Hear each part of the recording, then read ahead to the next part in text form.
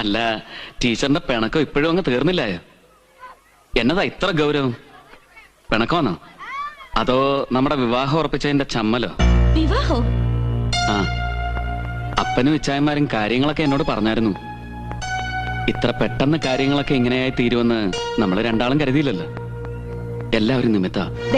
വീണ്ടും എന്നെ ഇൻസൾട്ട് ചെയ്യാനുള്ള പുറപ്പാടാണെങ്കിൽ വേണ്ട. ടീച്ചറെ എന്നതായി പറയുന്നേ?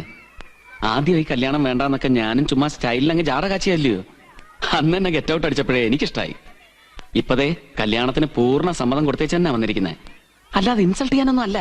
എന്നാ ഇപ്പൊ വിശ്വാസമായി? നേരത്തെ സംശയം ഉണ്ടായിരുന്നുള്ളൂ, ഇപ്പൊ വിശ്വാസായി. നിങ്ങളുടെ തലയ്ക്ക് എന്തോ അസുഖമുണ്ടെന്ന് ഒരു കല്യാണക്കാരും പറഞ്ഞു വന്നിരിക്കുന്നു. അല്ല, അപ്പനും ഇച്ചാനും കൂടെ അവിടെ വന്ന് എല്ലാം ഉറപ്പിച്ചു എന്ന് പറഞ്ഞത്? ഞാൻ അറിയാതെ എന്റെ കല്യാണം ഉറപ്പിച്ചെന്നോ? കൊള്ളാം.